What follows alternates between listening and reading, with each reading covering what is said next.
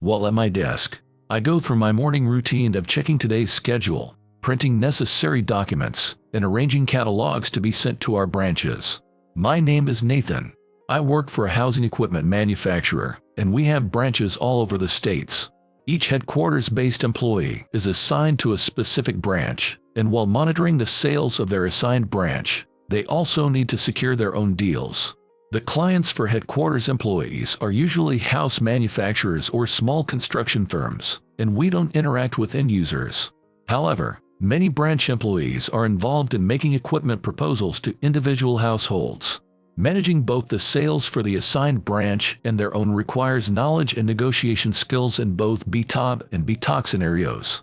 I guess I'll have to give up my weekend again this week, I mutter as I glance at the date written on a direct mail flyer for a competing exhibition scheduled for this weekend.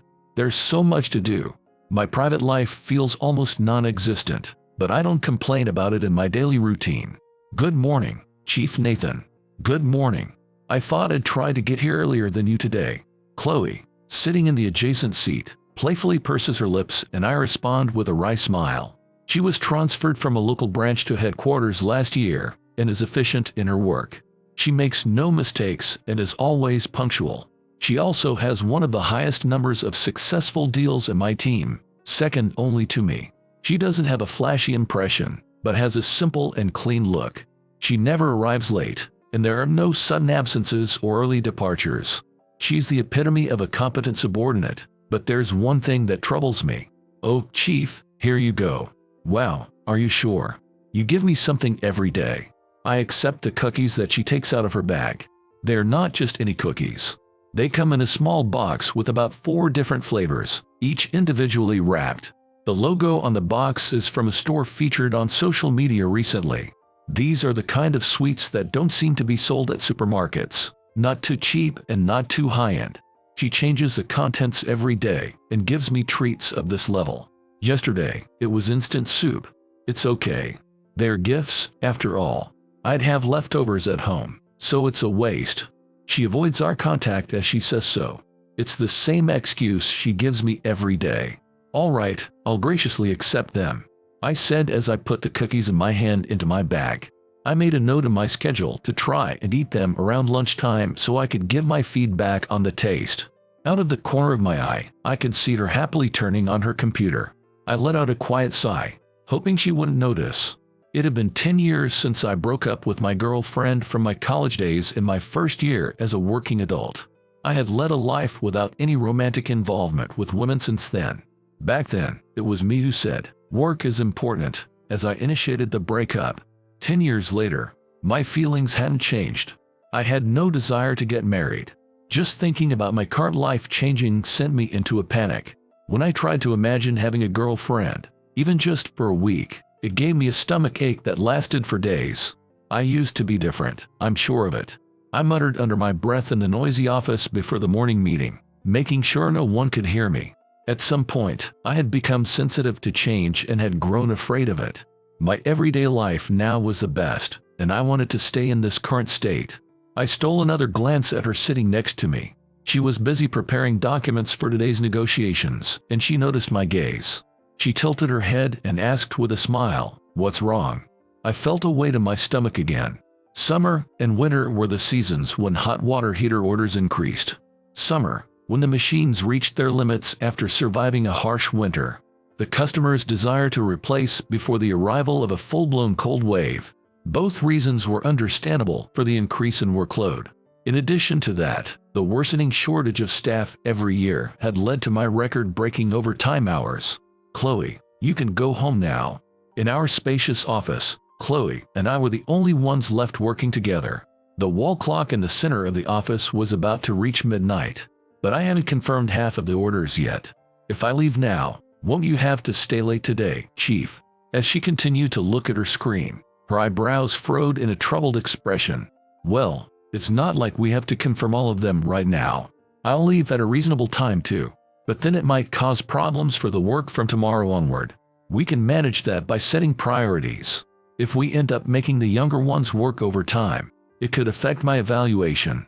So please, let's finish up for today."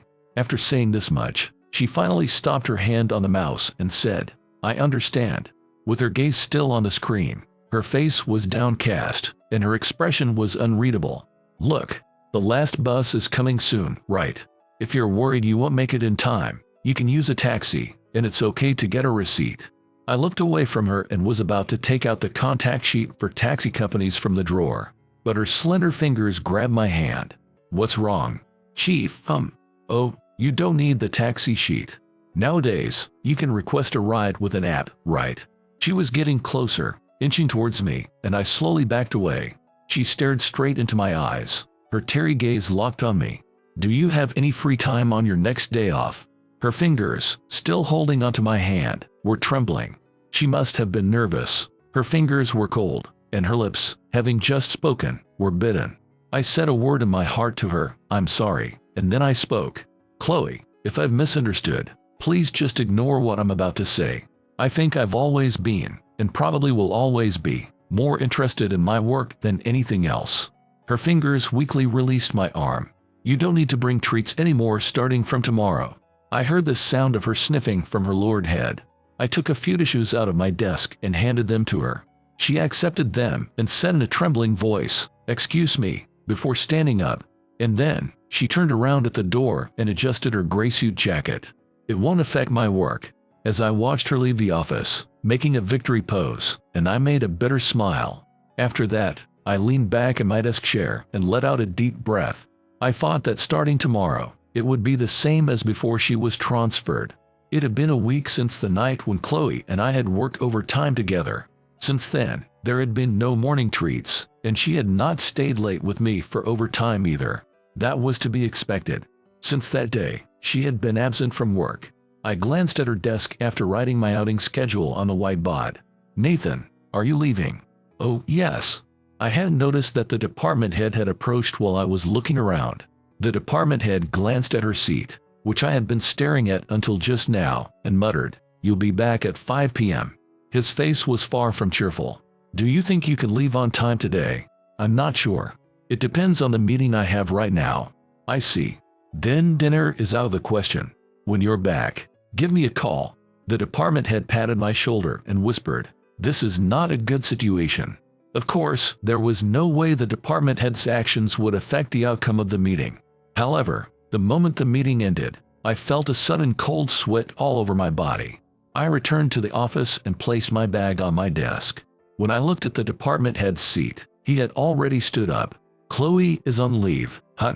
In the meeting room, the department head brought up the topic. "Yes." I'm honestly surprised, as she rarely took any time off, let alone used her paid leave. "Surprised, are you?"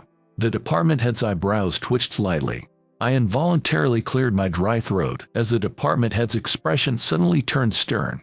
"There's no point in conducting an interrogation here." "Interrogation, you say? Does that mean you suspect I'm involved in her absence from work? Do you have any idea?" I tilted my head and replied, "No, I don't. Honestly, I had no other choice but that." However, I quickly decided to avoid telling the details, as I thought it would make it uncomfortable for her to stay at the company. That backfired. Even though there's a desk between us, the boss let out a sigh that felt directed at me and gave me a stern look. "She says you've been making advances toward her. Don't you have any self-awareness of the harm you've caused to her?" I was totally dumbfounded. His sharp gaze pierced through me. Chloe was lying. But would I be believed if I said that? This kind of situation would always be more favorable if I reported it first. "Sir, it's not like that." "What's not like that?" "Just a while ago, didn't you stare at her desk before going out?" I shook my head. I felt sorry because if I had declined her invitation, that's probably why she has been taking time off. "Nathan, you've contributed enough to the company, but I believe that once Chloe reaches your age, she'll work even harder than you." My heartbeat was so loud. As I waited for the boss to continue speaking, my entire body was covered in sweat, yet my mind remained strangely blank and cold. "There's an opening at the main branch. What do you think?" I read the appointment letter placed on the desk. As I followed the characters with my eyes, the content just wouldn't register in my head. "How about it? Do you understand?" "Yes." Upon hearing my response, the boss stood up. Even though I heard the sound of the door closing behind me, I couldn't bring myself to get up from my seat. The transfer is scheduled for the end of this month. This month has already passed its halfway mark. Well, I guess that's true. I can commute with you around. I crushed the appointment letter in my right hand. I put my hand on my head and messed up my hair. Why? Why did I go wrong somewhere? Even if I pounded the desk or raised my voice, reality wouldn't change. I knew I had to accept it, but every fiber of my being screamed in protest. How much time had passed since then? After straightening my disheveled suit and returning to my seat, the surrounding colleagues averted their gazes from me. I see. Maybe it's me who can't belong here. I chuckled at myself and took my seat. The past 2 weeks since receiving the appointment letter had flown by. I moved my belongings to the house the company rented at the new location and signed up for a car rental since it's essential in this part of Maine. I heard that a bicycle, which was useful in New York, wasn't necessary there, so I sold it at a recycling shop. Indeed, I need a car here. While heading to the house by local bus after getting off the plane, I murmured to myself as I looked out the window at the countryside stretching beyond. Despite daytime, here were plenty of empty seats. Most likely, the majority of working adults rely on cars, and they probably don't use transportations. The endless green and brown scenery outside calmed my heart. Until I arrived here, I couldn't fully accept the situation, and the dark emotions that had settled at the bottom of my heart somehow felt lighter. Change can be necessary sometimes. Even if I muttered such words, no one questioned me. I thought it was a free and peaceful town. After arriving at the house, I walked around.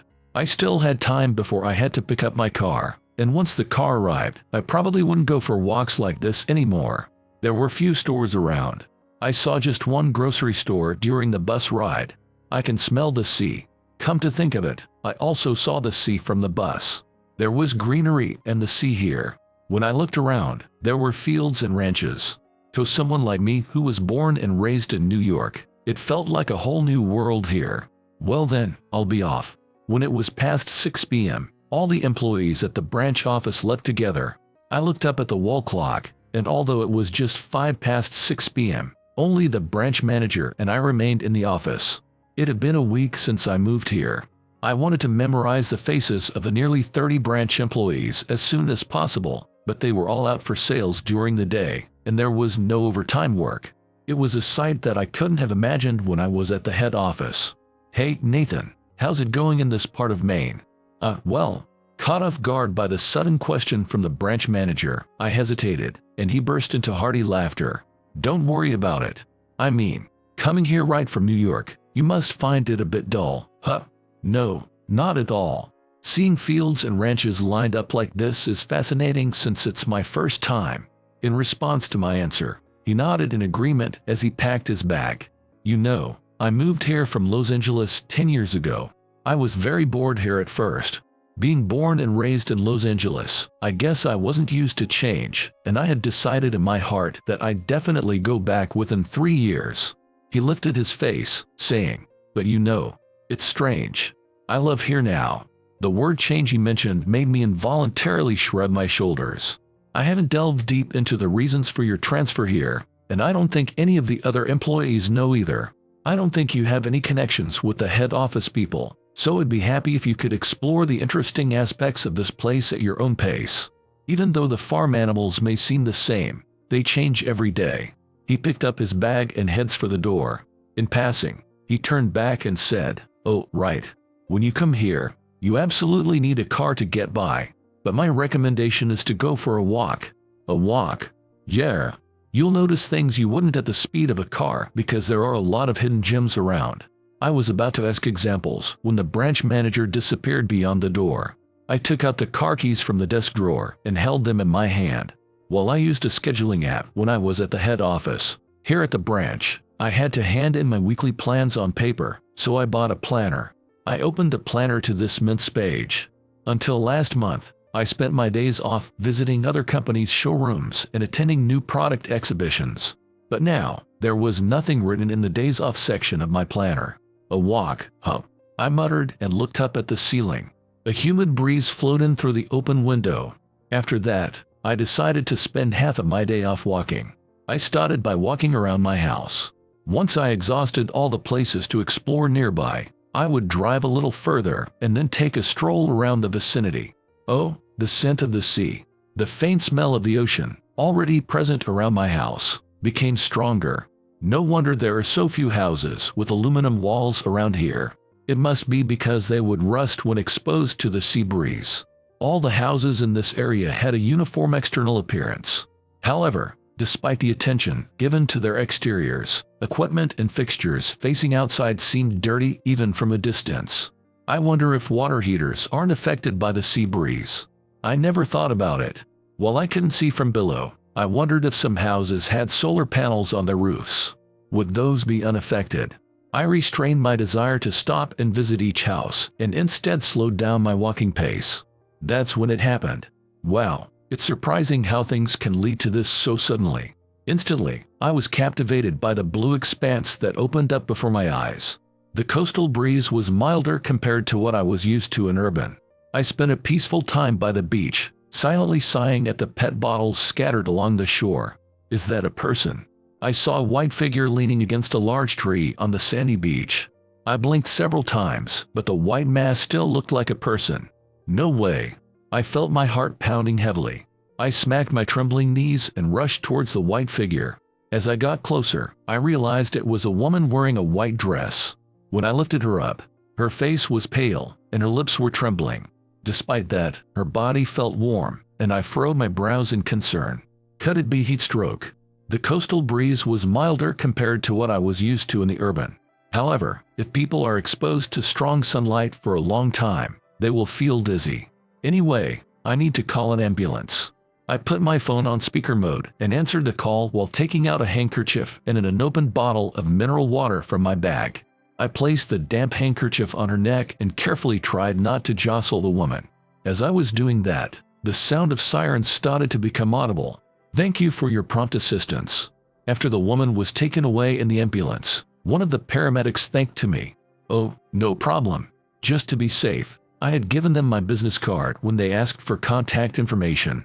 As the ambulance drove away, as I watched it go, the setting sun was melting into the horizon. I'm a bit tired. Maybe it's time to head back. Before getting into my car, I shook off the sand from my clothes. As I placed my bag on the passenger seat, I realized that my chest felt considerably lighter. He said thanks, right? I started the engine and pressed the accelerator. I couldn't help but notice my cheeks relaxing as I slipped into the car's orange interior. Even after experiencing such a tumultuous weekend, I expected a typical Monday to arrive as usual. Nathan, you have a visitor. For me. You've been in the office all day, but it seems you were doing some sales activities without me noticing. The branch manager warmly smiled and led me to the client meeting space in our branch office.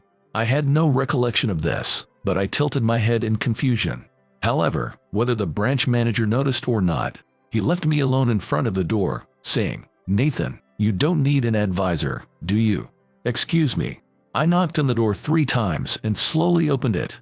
As soon as I saw her, I widened my eyes in surprise. Thank you for the other day. The woman standing there was the same woman who had collapsed by the seaside 2 days ago. I went for a short walk, but it seems I ended up walking quite a bit. She pushed her long hair behind her ears and furrowed her brows. No, I'm glad you recovered quickly. Also, I heard from the hospital that you're the reason things didn't get worse. I'm really grateful, Nathan. While wondering why she knew my name, I took my seat. The woman hurriedly took out my business card from her bag. I'm not sure if you intended to give me your business card, but I apologize if I inconvenienced you by coming here so suddenly. Well, seeing you in such good health has put my mind at ease. As I said that, the woman finally seemed to relax and let her guard down. Great, she said. I also relieved, as the woman broke into a beaming smile. When I met her on Saturday, I thought the same thing, but now, the woman in front of me is incredibly beautiful. If you walk down 5th Avenue, 9 out of 10 people would turn to look at her beauty. She said, I apologize for introducing myself so late. My name is Amelia, in a soft, melodic voice, her green eyes and well-shaped lips narrowing gently. This is for you. Amelia placed a box of sweets on the table. I involuntarily furrowed my brow and quickly smoothed out the creases. Do you dislike sweets? Oh, no. I actually moved here just last month, Is that so? Where did you move from? I moved from New York. I used to receive these frequently over there, but I didn't expect to find a store with a nationwide presence here, so I was surprised. The box of sweets that she had handed me was a gift from Chloe, something I had seen before. I shook my head, trying to push aside the memory of Chloe's expression, the last one I had seen. Thank you very much, I appreciate it. As I reached for the box, her long, slender fingers brushed against my hand. I also believe this is fate. She lowered her eyelids, and her long eyelashes cast a faint shadow on her lower eyelids. Could I ask you for a favor? After leaving the meeting room, we arrived at an old house. It was a 2-story and typical house. What is this place? I asked, standing next to Amelia. Without answering my question, she rang the doorbell. Soon, the door of the entrance opened. The person who appeared from there was a man in his 70s or 80s. Oh, Amelia, what's going on? You brought a cool guy with you. Ignoring me as I alternated my gaze between the man and Amelia, she continued the conversation. Mr. Bailey, it's good to see you're doing well. This is Nathan, who works for a facility manufacturer. We met recently, and I remembered that you were having trouble with the hot water not coming out. Has it been fixed? Well, you see, no matter what I do, the repairman told me it would take some time to make the parts. That's all he said. I struggled to process the conversation unfolding before me. I took a step back and averted my gaze from the two of them. Looking around the house, I saw a dirty water heater exposed outside. Sorry for introducing myself so late. My name is Nathan. Could this be the water heater you're referring to? Interrupting their conversation, I pointed to the water heater. He came out and passed us, heading to the water heater. Oh yeah, it's been giving errors during the winter and heavy rain. But it kept going somehow. It might be time to replace it. Watching him lovingly stroke the dirty water heater with dirt, rain, and dust on it, I felt a warmth welling up from the depths of my heart. Mr. Bailey, it might be best not to use a regular water heater in this area near the sea. I'll have a proposal ready for you this week, maybe even tomorrow. Would you entrust it to me? I flipped through the catalogs stored in my mind. I hurriedly calculated the construction schedule and cost, and concluded that I could arrange everything today. I said goodbye to Amelia, who mentioned that she lives nearby, and returned to the office. Staring at my computer and catalogs, I didn't realize that the date had crossed over into the next day. It's been a while since my eyes felt tired. I took off my glasses and rubbed my eyes. I closed my eyes and savored the fatigue that I hadn't felt in a month. The next day, Bailey immediately approved the proposal I brought in. Within a week, the water heater at his house was replaced with a new one. In urban, arranging for repair services can be difficult, but in this area, there are many locally owned construction firms. I was able to stick to the challenging construction schedule as planned. Well, thanks to you, Nathan. My wife is delighted because hot water comes out faster now. Thank you so much. It seemed that a simple handshake wasn't enough to express his happiness. He straightened his hunched back and hugged me. At that moment, everything in front of me seemed to sparkle as if it had turned white. Deep inside my chest, I felt a similar emotion to when I helped Amelia. Amelia. After seeing Bailey off inside his house, I addressed Amelia, who was standing beside me. If anyone else needs help, please feel free to ask. I'd like to visit houses near the seaside in this area. She smiled and said, "You'll get busier." Afterward, as she suggested, my daily life changed dramatically. It turned out that the seaside area had more problems than just water heaters that needed repair. Many old houses and residents unfamiliar with modern facilities meant that quite a few people were interested in my proposals. The branch's sales figures shot up rapidly, and before I knew it, I had achieved the highest performance within the branch. The wind blowing by the seaside had become decidedly cold. As I walked along the beach with Amelia, I gazed at the setting sun. It's all thanks to you, Amelia. I've grown to love this town, and I've found meaning in coming here. I haven't done anything. You've sincerely responded to the feelings of everyone in the town, Nathan. She stopped and made a graceful smile. I am the one who need to appreciate. So I'd like to offer you something as a token of my gratitude. Gratitude. She looked at my eyes. A breeze, tinged with the scent of the sea, passed between us. Yes, maybe something delicious. Is that an invitation for a date? With a serene smile that matched the evening sun, she started walking. No, I know if I say something like this, you might be put off, but I'm not interested in marriage or dating. So, if you could accept it simply as a gesture of pure gratitude. I know, she responded, and this time, I stopped in my tracks. Her back remained as straight as ever as she walked ahead, and I couldn't help but be captivated. An invitation. I accept. There's a restaurant I'd like to go to. I don't remember ever telling her that I wasn't interested in marriage. I tried to recall whether we had talked about it somewhere, but I couldn't remember. No matter how hard I thought, it just wouldn't come back to me.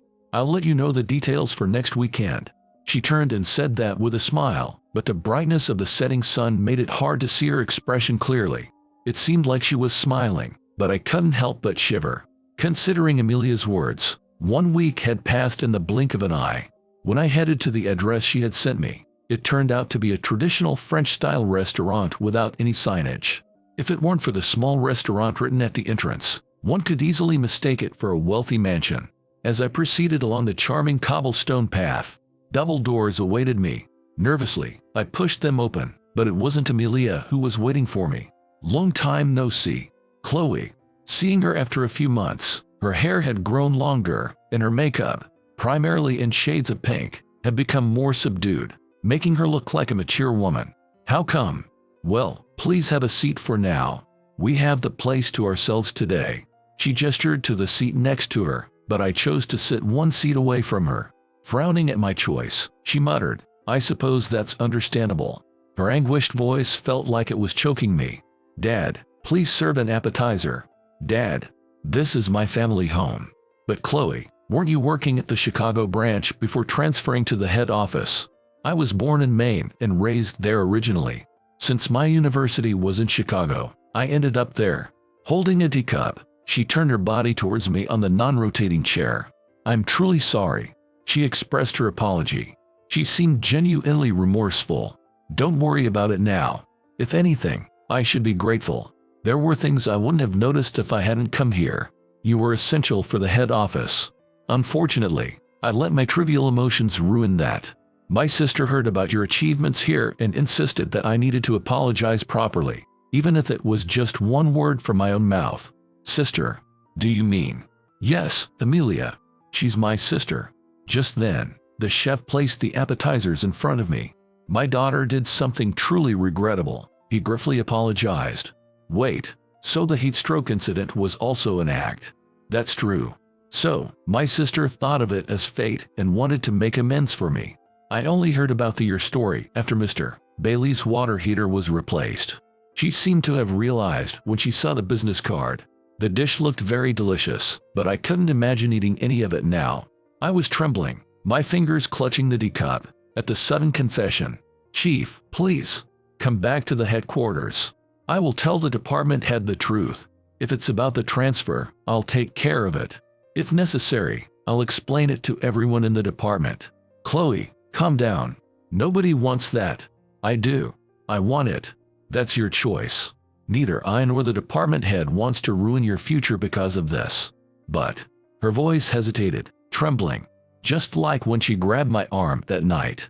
I took a deep breath. The familiar scent of fish and the sea began to clear my confused mind. I closed my eyes and thought of the faces of the people I had met here. With steady fingers that had stopped trembling, I lifted the teacup and poured warm black tea down my throat. What you did, I can forgive that. Yes. But, like I said before, coming here was lucky. I told you before, I didn't want more when I was there. But now, at that moment, Chloe, furrowing her eyebrows with a puzzled expression, peered into my face as I fell silent. Tears welled up in her eyes, but she bit her lip, determined not to let them fall. She's a strong girl after all. I want to feel more of the end user's feelings. I realized that just looking at the numbers from the head office, I couldn't understand everything. I can go back to the head office now. I pushed my chair back from the table, facing her. Thank you, though I can't say it. But I'm asking you. I want to leave the head office to you. As she listened to my words, more tears welled up in her eyes. Her lip biting grew stronger. Her lips began to blur with red. Thank you. And she simply said, I'm sorry, and disappeared behind a curtain. Would you eat? In response to the chef's voice, I returned to the kitchen. I'm sorry, The freshness of the fish is important. I reached out for the appetizer with fish. Then, the chef started to speak again. As a father, let me thank you too. Amelia, Chloe, and the chef all looked at me in the same way. They begged with their pure eyes. Someday, if I ever have children, I think I'll consult with you about raising them. I said so to the head chef. His expression is the same mysterious one that Chloe had directed at me earlier. Normally, you shouldn't apologize. Even though Amelia is your sister, she wouldn't think of trying to make amends for someone else. I savor the dish that the chef has prepared. The scent of the sour lemon through my nose. Having children, huh? I never thought that such words and thoughts would pass through my mind one day. It's been 3 years since I came to Maine. The branch manager who was here when I transferred last year retired, and I took his place as a branch manager. The office chime rings at the designated time. I propose that the chime ring at the designated time. All right, let's call it a day. At my words, everyone in the office immediately shifts into off mode, stretching their stiff bodies or picking up their bags from under their desks. Nathan, 3 years ago, you used to think that overtime was virtuous. My colleague teases me as he holds my car keys. 3 years ago, I used to go home to an empty house. I glance at the photo frame on my desk. In the photo, Amelia and our child are smiling happily. If I had continued to work at the head office for 3 years, I wonder how things would have turned out. Maybe I would have had a fateful encounter, gotten married, and even had a child by now. Now, let's head home. But it was the smiles and words of gratitude that I encountered here that changed me. Now, I feel like I can say thank you to Chloe. When we leave the office, white snow is falling from the sky. I hold up my phone to capture a photo of it. You must be tired of seeing snow. I respond to my colleague's teasing with a smile. Even with something like snow, it's not the same every day. I mutter quietly to myself, remembering the words I heard from the branch manager that day. You should try taking a walk. If I hadn't done that, I wouldn't have encountered a miracle. I didn't say those words out loud, but quietly murmured them in my heart. Such a no-good woman. I won't accept this marriage. My parents suddenly declared during our date. Looking down on my girlfriend's complicated family background, my father, a hospital director, attempted to pull us apart. Knowing her struggles, I naturally resisted him. She's just after your money. Raised at the bottom of society. I'll give you money, so quickly cut ties with her. My anger finally exploded at his words. Shut up, don't insult her. Then, he revealed an even more cruel truth. Her father has already accepted a payoff to break ties. What? Shocked, she ran away, and I was unable to do anything. However, I never imagined that this incident would eventually connect my girlfriend, our families, and me. At that time, I believed nothing in this world couldn't be bought with money. That was my catchphrase, until she opened my eyes. My name is Michael, currently 25 years old. Born into a family of doctors generation after generation, my father is the director of a major hospital. As the only son of a wealthy family, I was raised with every luxury, and if I said I want that, it was bought for me immediately. That's why during high school, I was incredibly arrogant. Look, it's your birthday today, right? Here you go. Thanks. Wait. This is a limited edition bag. It's really expensive, isn't it? It was no big deal. If you don't want it, just sell it or something. I want it, I want it. Oh, Michael, I love you. How easy it was. Even women not interested in me would quickly change their tune when faced with expensive gifts. I found it amusing to watch and tossed around designer bags and jewelry. Of course, some people were resentful of this behavior. Everyone's happy, so what's the problem? If that's the case, why don't you give gifts that allow chime mine? Typically, they would back down with frustrated faces. Because no one around me had more money than I did. Even hearts that they couldn't obtain, I could buy with the power of money. So, wasn't there nothing that couldn't be bought with money? With this mindset, I went to college. Naturally, I attended a prestigious university's medical school. More and more women flocked to me, fussing over me without any effort on my part. In return for their approaching, I generously distributed the designer goods I had amassed. It was a true win-win situation for everyone involved. But after 2 years of this routine, I found myself completely bored. Michael, you've been all about studying lately, haven't you? You need to take a break sometimes. Yeah, maybe next time. You know, unlike other girls, I'm really worried about you, Michael. Other girls said the same thing. Only I'm concerned about you. I left behind that girl who was in a stuck expression, whose name I couldn't even remember. As I walked away, I thought to myself, boring. Everyone seemed so similar, like close-spec robots. They'd show a happy face when shown expensive things, and a disappointed one would not. That was my arrogance. The one who taught me this was a woman reputed to be the most beautiful in the university. She was different from all the other women. Hey, you're Ashley from the psychology department, right? As she turned around with her long hair swaying, I remember being struck breathless for a moment. It was because of her eyes, shining like jewels, staring straight at me. Yes, that's right. Do you know me? You know, from the medical department. I stumbled over my words, unusually for me, because she was more beautiful up close than I had imagined. Her dignified appearance, with long eyelashes and large eyes, etc. Even though she was definitely beautiful, she didn't come across as flashy. Instead, she exuded an elegant and gentle aura. How beautiful, I thought, feeling this way about a woman for the first time. And for the first time, I received such a reaction. I'm sorry. I don't know who you are. What? I have a lecture now. Excuse me. She said so and walked away gracefully, leaving me in surprise. It was as if I hadn't made any impression on her at all. She doesn't know me. I couldn't believe that someone didn't know me, as I was quite famous in the university at the time. I thought that someone as famous as she would be a good match for me. Back then, I truly believed that. What's that about? This incident severely stung my pride, and I made a strong resolve. I would definitely make her, Ashley, fall in love with me, unaware that such a notion would soon shatter. I noticed it yesterday, but Ashley, you use such a worn-out bag. Don't you want a new one? From the next day, I began looking for Ashley on campus. When I found her, I subtly hinted at my wealth, just as I did with other women. However, her response was unexpected. No, I like this one. Besides, it's still usable. What? I thought any woman would instantly say, I want it. Contrary to my expectations, her answers were always like this. Despite being beautiful, she dressed modestly, using old things for a long time. What an odd woman. But surely she must be hiding her true desires. Determined to expose her true nature, I became even more eager. This is for you. I thought it would suit you.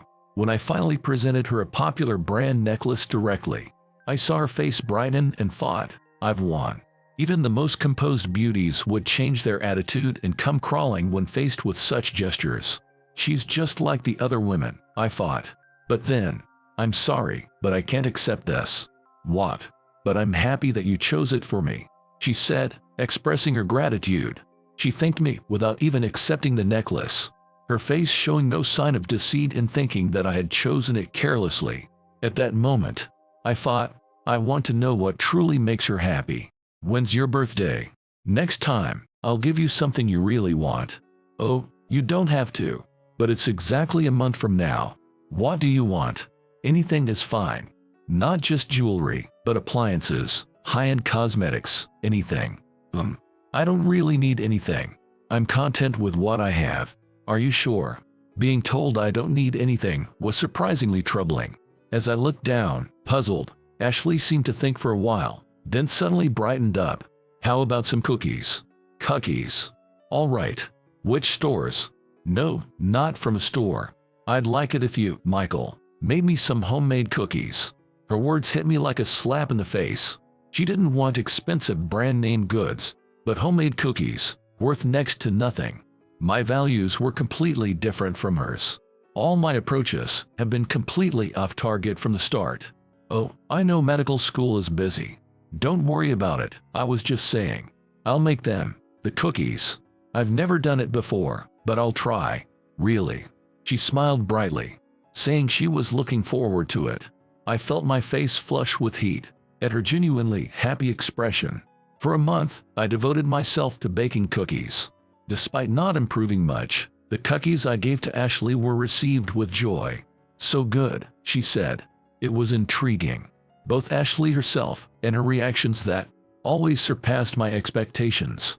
That's when I started to be drawn to her. I truly believe that things of real value can't be bought with money. There are things I wish I could buy if I could. Then let me buy them for you and give them to you as a present. You can't. There are things that even you can't buy, absolutely. Such things exist. I was surprised, but somehow it made sense. No matter how many expensive items I showed her, she never seemed pleased. It was like I couldn't buy her heart. Maybe she was right. There are things that money can't buy. That made me want them even more. Ashley, please give me a chance. A chance to figure out what makes you happy. I want to move your heart with my own efforts, not with my parents' money. If I manage that, then will you go out with me? I extended my hand to her. My face was burning, my heart racing like it would burst. It was a first for me, and I realized how little I knew about the world and how presumptuous I had been. Eventually, she smiled, reminiscing about that time. I'm sure I'm the only one in the world who has received such a happy confession. Like the birthday cookies, it was a heartfelt and wonderful gift. I think I already liked you then, Michael. Of course, my feelings grew stronger after that. Ashley, bashfully returning a confession I never expected. After 5 years, she achieved her dream of becoming a clinical psychologist and now works in a hospital, caring for the mental health of patients. She looks even more radiant than before, vibrant in her work. I find myself falling for her even more. She awakened me from my arrogance and taught me something very important. She's the most precious person in the world to me. I plan to express this to her properly, perhaps during a proposal.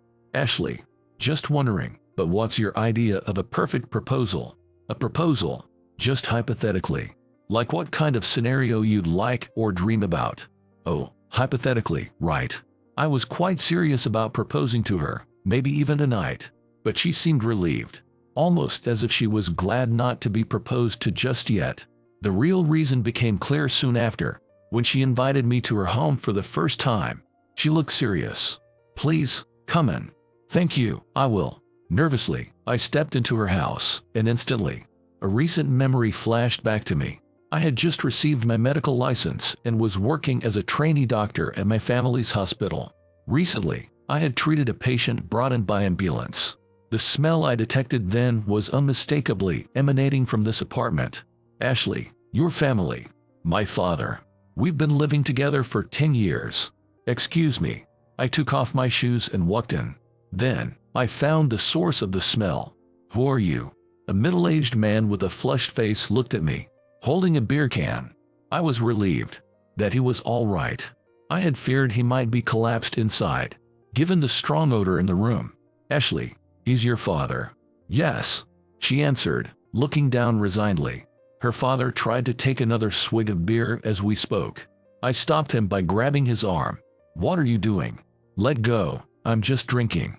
You should stop. You're probably suffering from alcohol dependence. Empty cans and bottles were scattered around the room, his hands trembling slightly, his eyes unfocused and dazed. The strong smell of alcohol, all reminiscent of the dependent patients I had treated, and her silence confirmed it. When did this start? 10 years ago. After Mom suddenly passed away from an illness, it gradually increased. Seeking escape from his sorrow, he began to drink more and more. Naturally, he was no longer able to work, and their home became poverty-stricken. They managed to get by on her mother's insurance money and her part-time job earnings.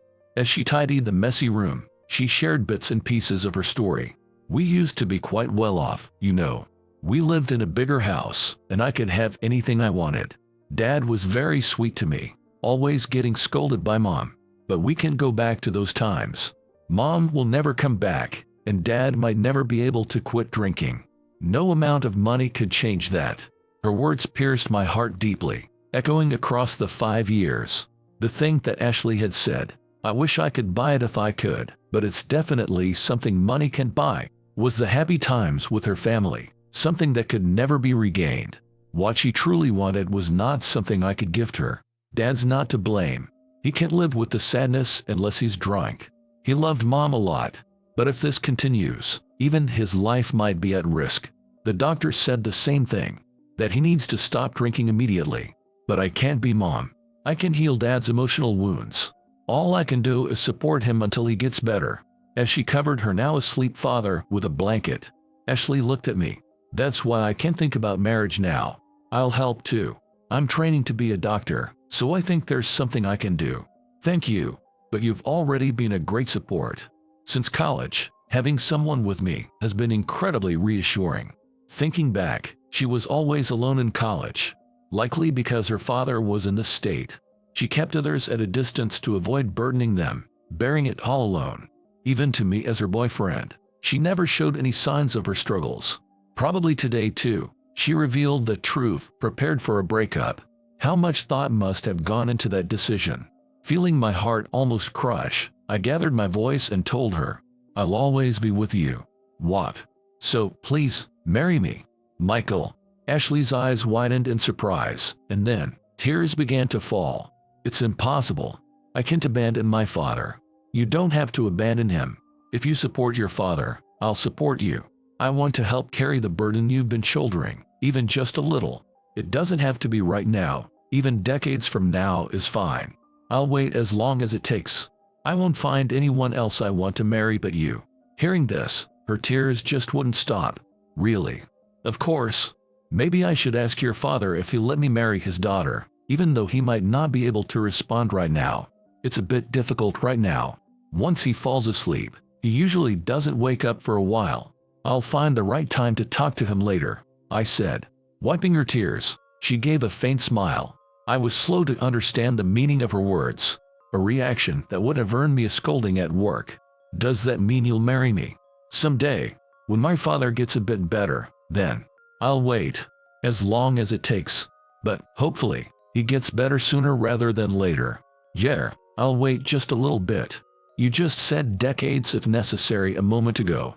She laughed softly, as if amused. I glanced at her father to make sure I hadn't been too loud. Was he aware of our conversation? His sleeping face seemed more peaceful than before. A few days later, when my parents asked if I had someone special, I vaguely mentioned there's someone, not quite ready to reveal the truth. I knew proclaiming I want to marry her would cause a stir, given how well I understood my parents. Michael, you'll eventually take over the hospital. Your partner can be just anyone. I know. She's a decent person. I'll introduce her properly later. I brushed off my father's continued admonishments, eager in my heart to introduce Ashley as soon as possible. There's no one more admirable and respectable than her. Even my parents wouldn't know someone who could surpass her. But it was a mistake to even hint at her existence. If I hadn't, perhaps Ashley wouldn't have decided to break up with me. It happened on a rare day out in town. Ashley, what do you want for lunch? Let's go to your favorite place. Michael, you always say that. Sometimes it's okay to choose a place you like. I want to know what you like. Especially before we get married, I want to know more. Really. Then, for a change, I'll choose. While we were having such light-hearted conversation, they suddenly appeared behind us. We will not allow this marriage, Michael. What?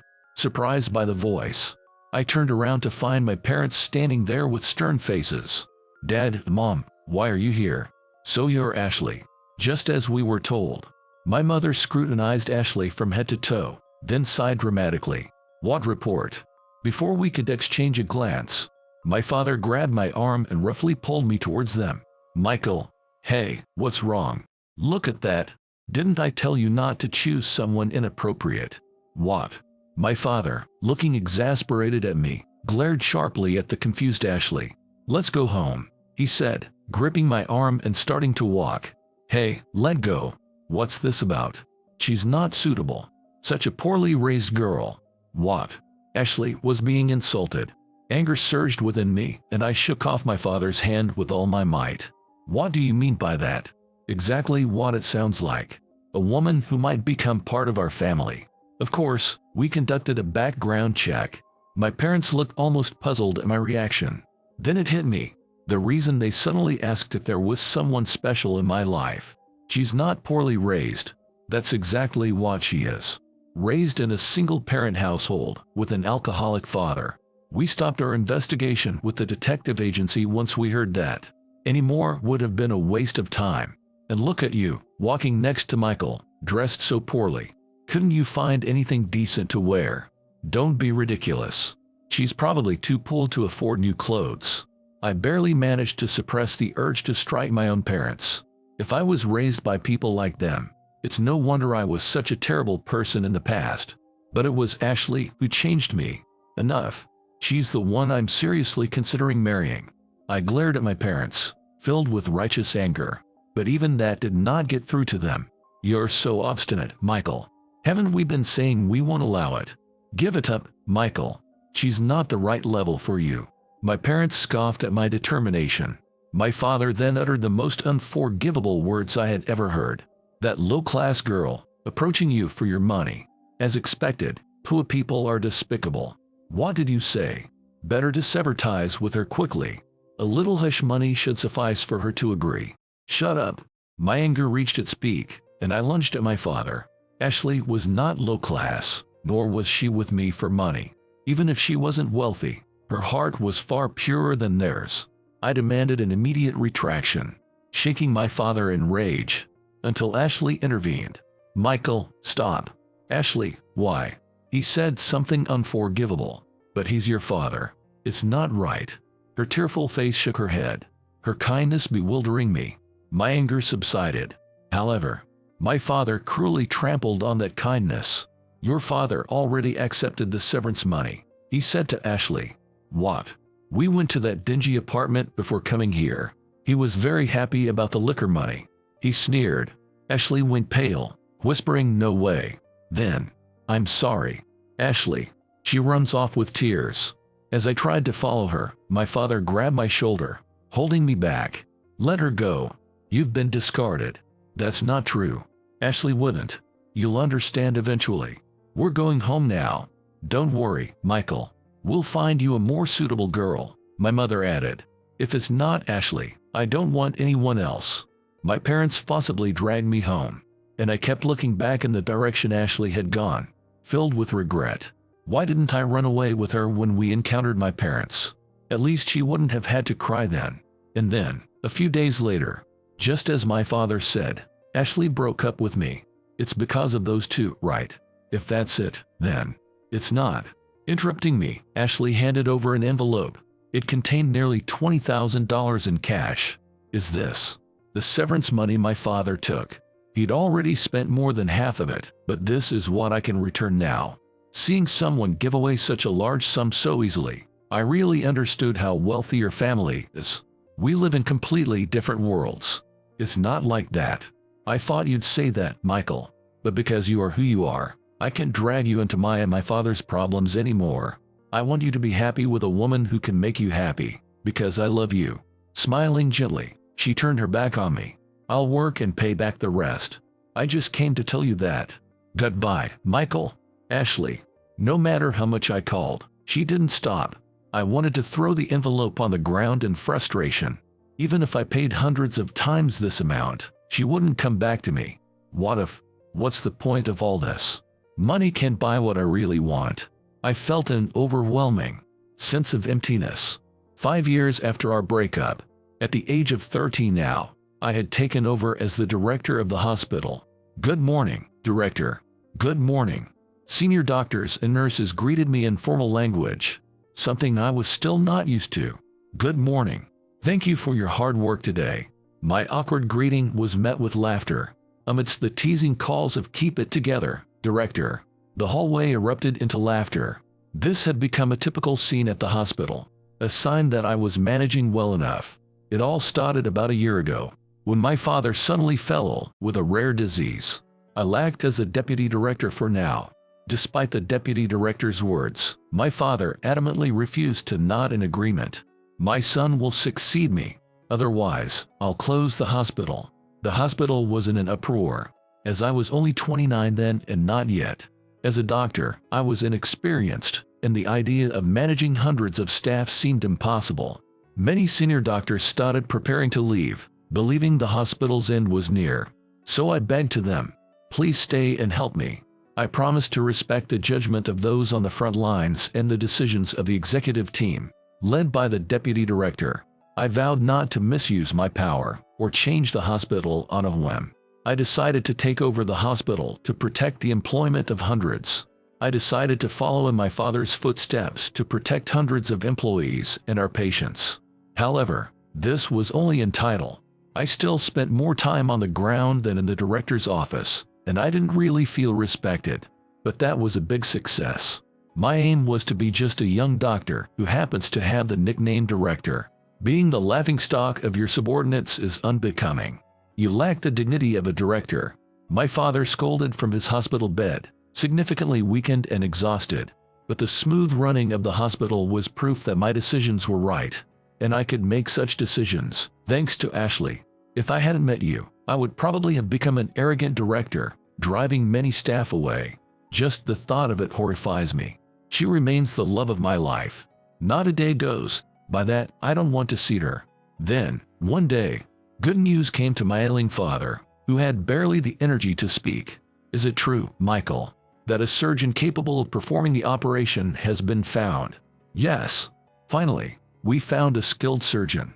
Hope returned to my father's eyes at my words. Despite the resentment from our past, I wanted to save his life. I reached out through various contacts and finally found a doctor who had experience treating the same illness.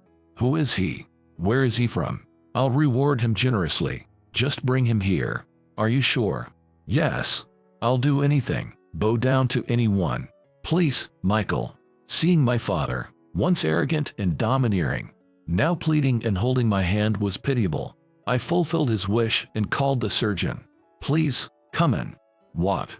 A man entered the room in response to my invitation, saying, "Excuse me." My father was speechless at the sight of him. Man. No, are you? Yes. It's been a long time. That's right. The skilled surgeon was none other than Ashley's father. He successfully performed many difficult surgeries and was once called God's hand, a famous doctor. However, he disappeared from the public eye until 5 years ago. 5 years ago, that means. My father realized with a start. Ashley's father lowered his eyebrows, smiling sadly. Back then, I was in despair. I drank daily, burdening my daughter constantly. I was indeed a worthless bottom feeder, as you said. My father looked down awkwardly as Ashley's father continued. He spoke of his past arrogance, believing money is everything, similar to my father.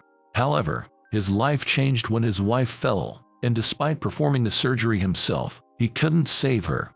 This plunged him into despair and a life of alcoholism. No amount of money could bring my wife back. Losing her and my confidence as a doctor, I lost faith in everything, including money, and just drank away. Even after losing my job and being disowned by both families. Now you might understand a bit, right? No amount of money will make your illness disappear. But the biggest mistake I made 5 years ago was ignoring my daughter, who was always by my side. Your son made me realize that. Ashley's father turned to me, smiling gently. I apologize for my behavior back then. Thanks to Michael, I've sobered up and returned to medicine. He expressed apology to me, while my father watched, wide-eyed. What do you mean? We can talk about that after your life is saved. Let's begin now. We're running out of time. Yes. I handed him the patient's chart and joined him to support and learn from this legendary doctor. My father whispered faintly, "Please help me." Half a month later, thanks to Ashley's father's almost miraculous skills, my father's surgery was a success. Waking from anesthesia, my father immediately looked for him. "Doctor, I apologize for 5 years ago. I owe you my life. Please rest now. Don't be sorry. I'll pay anything. Even give you this hospital. You're my lifesaver. Thank you." My father, almost worshipping Ashley's father, was calmed by his laughter. No need for thanks. But I can't be at ease like that. Me neither. Please let us thank and apologize to you. My mother, accompanying my father, also pleaded with Ashley's father. He then looked at me, shaking his head. "No, I've already received my thanks from him. From Michael." What does that mean? He reminded me of something very important. Even with all the money in the world, without it, everything feels empty. I nodded, understanding his words, and recalled the events of 5 years ago. This situation after Ashley returned the severance pay and told me it was over. That was right after Ashley walked away from me. I encountered her right after she left. What are you doing dressed like that? Ashley. Surprised, I ran toward the voice. There, she stood with a tearful face, confronted by her drunk father in a running outfit and underwear. Where's my money, hun? My money. You chased me here dressed like that. It's gone. There's no more money. Give it back. It's my money. I can do whatever I want with it. Ah. He grabbed her, causing her to lose balance. I caught her just in time. Are you okay, Ashley? Michael, how come? Huh? Ashley's father noticed me and started to laugh, reeking of alcohol. So you're Michael. Thanks to you, I got to drink plenty. My daughter's stingy, doesn't give me much money. Found a good cash cow in you, didn't she? Your parents were generous, gave me a clean $40,000. What was it? Severance money. Keep it coming. Unaware of Ashley's shock, he laughed. Then, he uttered the words that infuriated me the most. I'll keep drinking for life. Ashley, you'll take care of me forever, right? You're my daughter after all. Dad, Ashley muttered in shock. I couldn't contain my anger.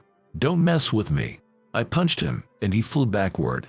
Even after realizing what I did, I couldn't stop. Do you know what Ashley went through to support you? Giving up friends, things she wanted, all while you drowned in alcohol. Stop, Michael. You'll hurt Dad. Ignoring Ashley's pleas, I kept hitting him. How could he, as a father, try to ruin his daughter's life? I knew how much she had sacrificed, which made it impossible to forgive him. Do you know what Ashley wanted to become a clinical psychologist? Huh? No, I don't know such things. His face swollen, Ashley's father groaned. I told him the truth. She pursued clinical psychology for his sake, to heal her father, who was hurt after losing his wife. That was her starting point. What? For the first time, he looked directly at his daughter. Ashley, how old are you now? I'm 25, Dad. It's been 10 years since Mom went to heaven. I graduated from high school and college and achieved my dream. 10 years. That's a long time. Yes, and it was tough for me during all those years. She unleashed her pent-up feelings on her father, tears streaming down her face. Soon, tears also started rolling down her father's cheeks. Yes, it must have been hard. Yes. Crying, she hit him with her fists. Her father silently accepted it. I put my jacket on his back. If you don't stop drinking, I'll take Ashley away where neither you nor my parents can find us, and you'll never see her again. Michael, that would be a problem. If my daughter's gone, because you'll have no one to take care of you. No, Ashley is precious to me. I can't stand the thought of never seeing her again. With those words, her father vowed to never touch alcohol again and to seek treatment for his alcoholism. He even promised to return to his medical profession. Please, don't take my daughter away. Ashley and I believed his earnest plea, and he kept his promise. 2 years later, Ashley joyfully informed me that her father had started working as a doctor at a hospital. Our family could move forward thanks to you, Michael. Since then, she and I had been in touch, keeping our relationship secret to avoid being separated by our parents. Though we hadn't been able to spend much time together due to my father's illness and me taking over the hospital, our desire to marry each other hadn't changed. Oh, I almost forgot this. I've been so busy. I placed a thick envelope on my father's lap. What's this? It should be all there. The $40,000 in severance money you gave to him. He gasped and trembled as he checked the contents of the envelope. Ashley's father, who had returned to work, had repaid the approximately $20,000 he had used, bit by bit. Finally, the full amount had been returned to me. I've indeed returned the severance money. Yes, I'm embarrassed that I tried to destroy my daughter's happiness with this money. If it weren't for Michael's fist, I would have continued valuing the wrong things. You have a wonderful son. Yes, he is my pride. Ashley's father's words made my father nod in agreement. For the first time, my mother, too, nodded as if in concurrence.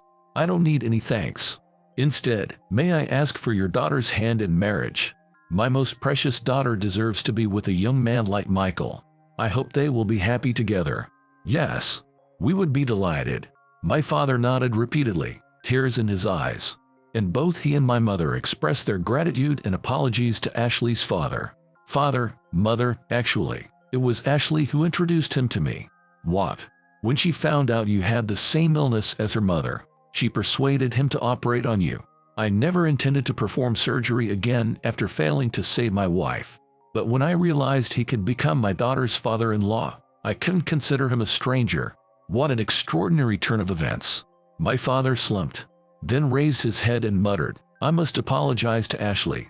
I smiled and said, "Then tell her directly. At our wedding. We've been preparing secretly. You'll attend, right? Both of you. Michael, you." My father looked incredulous, but eventually nodded along with my mother. Of course. A month later, Ashley and I had our wedding. It was a small ceremony with only close family and a few friends, but it was filled with warm smiles and happiness. Now, Ashley and I are blessed with a daughter who resembles her. The initial awkwardness between Ashley and my parents has completely dissolved thanks to our first grandchild. Ashley's father continues to perform successful surgeries, and I deeply respect him both as a father-in-law and a fellow doctor. I ponder daily how to recruit him to our hospital as the director. I used to think nothing was beyond the reach of money, but now, what I cherish most are things that money can't buy. My wife, daughter, and the happiness they bring me. They are my irreplaceable treasures, which I would never trade for any amount of money. Perhaps I have obtained the most valuable things in the world, because I feel so happy now. Hey, the high school dropout. Still rocking that pathetic style, huh? Well, let me treat you to some fine wine today. At the reunion, I bumped into a classmate who used to mock me for being poor back in school. Despite us both being grown adults now, the moment he spotted me, he unbelievably held his wine glass over my head and poured the wine all over me. The rich aroma clung to my entire body, leaving me feeling terrible. How about that? Bet you're thrilled to get a taste of the high life. High school dropout. This guy hasn't changed one bit since those days. I was beyond angry, filled with disappointment. I've made up my mind. Decided. About what? I declared something ruthless to the classmate who mocked me. Then, his eyes widened and his face turned pale rapidly. Well then, let's start my counterattack in full. My name is Kevin. Raised in a typical family with a self-employed father and a stay-at-home mother, my childhood was free from significant hardships. After school, I'd toss my backpack and play in the neighborhood park with friends until dusk. But things changed when I entered middle school. My father stopped coming home. Due to his work, it was normal for my dad to come home after I had gone to bed and leave early in the morning. I just assumed it was normal for him not to be around much. But on his rare days off, he did try to provide some family time, like going for drives nearby or taking us to amusement parks. And then it was just my mom and me. "Mom, are you okay?" One late night, as I got up to use the bathroom, I saw her sighing repeatedly while looking at the household budget book. "Yeah, I'm fine. You don't have to worry about anything," she said with a smile, but her face was visibly worn. Lately, there had been changes at the dinner table. The number of side dishes had decreased, and the fruits that used to be a staple were now gone. The lunches she packed for me each morning also changed, mostly just plain rice with a small amount of pickles or simmered dishes. One day, Brad caught sight of my meager lunch and started picking on me. "Your dad ran off in the night, leaving your family behind, didn't he?" I heard it from my dad. "That's why you bring such lame lunches, right? It's hilarious," he said, laughing with his cronies. I was so angry I almost lashed out, but the image of my mom's smiling face came to mind, and I clenched my fists to hold back. I don't want to cause trouble for Mom. Brad was the son of the president of Bradley Merchandising, a well-known food company in the area, and was seen by teachers as a model student due to his good behavior. In reality, however, he was a terrible guy who used his father's status and connections to bully others. If anyone stood up to him, they became his target. Fearing this, my classmates gradually distanced themselves from me, turning a blind eye to how I was treated. Encouraged by this, Brad's teasing only escalated. And finally, I reached my breaking point. It was lunchtime as usual. I sat in my usual spot, a secluded corner of the staircase, eating my lunch. "Hey, poor Kevin." "Yo, Brad." Brad approached me with a sneering smile. I usually ignored him, but he didn't like that and took an unexpected action. "Typical peasant's lunch. Looks as bad as ever," he said, reaching for my lunchbox. "Hey, what are you doing?" I impulsively knocked Brad's hand away. "Ouch. You." "Sorry, but you suddenly reached for it." Then, Brad snatched my lunchbox and slammed it onto the floor. The rice and leftover meat and potatoes from last night scattered in a sad mess. I pictured my mother's sad face. "What the heck are you doing?" I shouted, grabbing Brad by the collar. "Think you can hit me? You know what'll happen if you do," he said with a smug look. Seeing his triumphant face, I lost all restraint. Before I knew it, I was on top of Brad. His handsome face was red and swollen in places, his lips split. Both of us were breathing heavily. "You'll pay for this." Brad's voice trembled. "Hey, what are you two doing?" A teacher from student discipline, alerted by the commotion, yelled fiercely and dragged us to the guidance office. "I'm so sorry," my mother said, her face pale, bowing repeatedly. "This is unacceptable, causing such a disturbance at school." The teacher, with a characteristically shiny face and bulging eyes, scolded us. No matter how many times I explained, the teacher wouldn't listen, instead fully believing Brad's fabricated story. Brad, as if nothing had happened, vilified me as a violent person. Being the son of a well-known local businessman, he was untouchably supported, facing no consequences. Faced with this blatant injustice, all I could do was endure. After the hellish guidance session, as my mother and I were leaving, the teacher spat out at me. "I'm worried about what kind of adult you'll become, always resorting to violence. Can you even become a decent person? Just you watch." But our life became increasingly difficult, with my mom's part-time job not enough to make ends meet. Despite the violent incident with Brad, my mom believed in me to the end. Always kind, my mom was someone I didn't want to burden any further. So, with the sole desire to ease her burden, I decided not to pursue college and instead chose to work. Decades have since passed. Days whirl by, seasons change rapidly, and society evolves at a dizzying pace, brimming with new conveniences. Before I knew it, the familiar streets had transformed, and my bitter, dark adolescent years seemed to fade into the distance. It was around this time that I received an invitation to a middle school reunion. When I saw that letter, the image of Brad's sneering face came back to me. He would undoubtedly be there. Honestly, I wasn't keen on going, but we were all grown-ups now. Surely, he wouldn't start anything petty. With that thought, I decided to attend. "Hey, Kev. Long time no see. You look good." Being called by my nickname by a classmate, it felt like I was back in middle school. While many had drifted apart after the violence, a few classmates who remained friends through it all were there, and he was one of them. "Man, you've aged a bit, haven't you?" he said, patting his protruding belly. "You too." As we shared updates and reminisced, a familiar voice rang out. "Hey, you are here too, huh? Wow, Brad, that's you." He seemed quite drunk and was in high spirits. "Brad, you okay?" I was surprised at myself for expressing concern. But Brad, glaring fiercely, retorted, "A bottom feeder like you worrying about me. I haven't fallen that low. Listen up." Holding a wine glass, he boasted, "I run Bradley Merchandising. It's wise to stay on my good side." He laughed arrogantly. Then, peering into my face, he exclaimed, "Hey, the high school dropout. Still rocking that pathetic style, huh? Well, let me treat you to some fine wine today." And with that, Brad held his wine glass over my head and poured the wine all over me. The surrounding crowd went silent, staring at us in a scene of total chaos. The reunion was completely ruined. The rich aroma clung to my entire body, leaving me feeling terrible. How about that? Bet you're thrilled to get a taste of the high life. High school dropout. He hadn't changed a bit from the times he used his privileged position to cause trouble. I was beyond angry, filled with disappointment. All my secret hopes shattered. "Brad, I've made up my mind." "Decided? About what?" To Brad's mocking face, I delivered a stark announcement. "You're fired." The room fell silent for a moment. "Fired? What's that supposed to mean?" "High school dropout can't even speak English?" Brad asked, clearly baffled. But I said seriously, "It means exactly what it sounds like." The crowd began to murmur. A former classmate tapped my shoulder and asked a question that seemed to float in everyone's mind. "So, what do you do now?" "I currently work at a food company as renowned as Bradley Merchandising." Wiping my head and face with a handkerchief I took from my pocket, I started explaining. I'm in charge of corporate acquisitions, and I'm actually working on acquiring your company. As the next president, you should know this better than anyone. What? What are you talking about?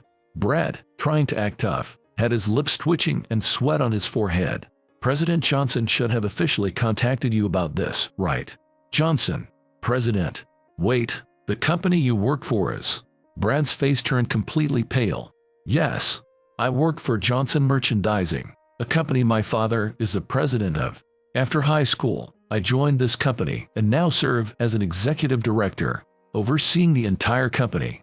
Deciding not to pursue college and instead work was tough, as there were hardly any companies willing to hire someone with only a high school education. I couldn't afford to be choosy anymore. I applied for any job I could find and ended up working part-time in a logistics warehouse. However, the barrier due to my lack of education was thicker than I imagined. Once people learned about my educational background, their attitudes changed, and I was never considered for permanent employment. Would my life end just as a factory temp? Lost in despair, I was returning home from work one day when I encountered the unexpected. I'm home, huh? Welcome back. There was my father, who I never thought I'd see again. He looked much older, with white hair mixed in. Despite his weak smile, the sight of him brought a surge of anger, thinking of all the hardships we endured. You just waltz back now. You have no idea how much we suffered. Then my father tearfully apologized. I'm sorry, honey, Kevin. I'm truly sorry. I was so focused on getting the company on track that I neglected you. No excuse can change the fact that I caused you unnecessary hardship. I'm deeply sorry. My mother and I, without a word, just stared at him. I'm not asking for your forgiveness, but I want to at least apologize to you both in some way. The house was completely silent. Eventually, my mother spoke up. Regardless, I'm thankful you've come back. Things might not go back to how they were, but I do want to try and rebuild our family, little by little. But there's a condition. What is it? Give this boy a full-time job at your company. What? I turned to my mother in surprise. Kevin has been working hard since he decided not to go to high school. He should be enjoying his youth like others his age. But due to his educational background, he struggled to find a full-time position. My mother's face was serious, almost frighteningly so. How much time had passed? All right, Kevin can work at our company, but on one condition. He must take the GED. Understand? There was a sense of earnestness in my father's voice, his concern for my future evident, considering I had to give up high school to work. And so, I stepped up from a factory temp to an employee at a renowned company. Of course, it wasn't easy at first. In fact, it was a continuous struggle. Being the president's son made me a target of envy, and I was often harshly criticized for even minor mistakes. Being new to corporate life, I struggled with understanding business etiquette and social norms, sweating through every new challenge. My colleagues would just scoff, offering no help. I felt completely isolated at work. Despite this, I worked tirelessly, volunteering for menial tasks and responding earnestly to unreasonable demands from superiors. Seeing documents I worked hard on being thrown into the trash with a smirk, or finding my desk littered with trash, I often thought about quitting. It was disheartening to be judged through the lens of being the president's son, despite all my efforts. What kept me going was my mother's presence.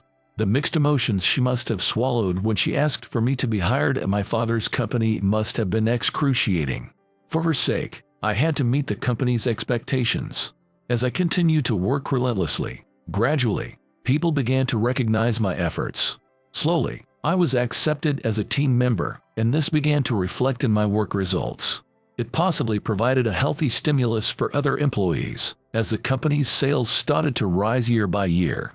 As a result of my hard work, I was recognized and promoted, and from this year, I became an executive director, entrusted with important tasks.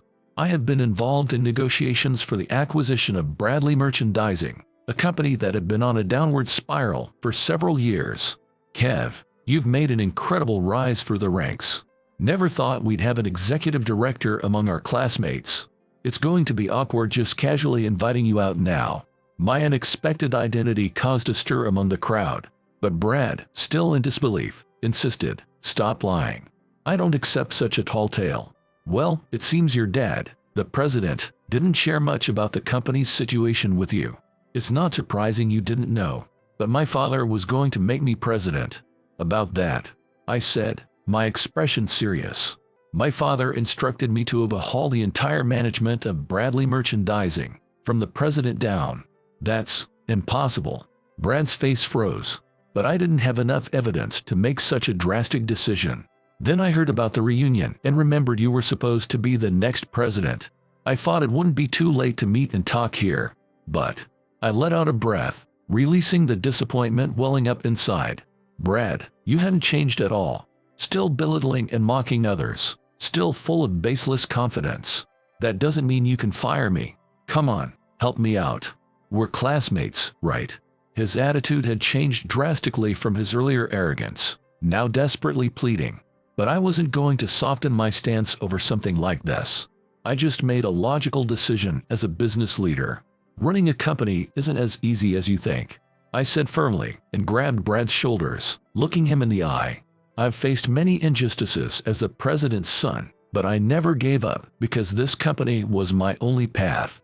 You had more advantages, attending a good high school and graduating from college. It's time you put in real effort for once in your life. Tears held back, my voice shaking. I spoke to Brad, but he just stared back in silence, not uttering a word.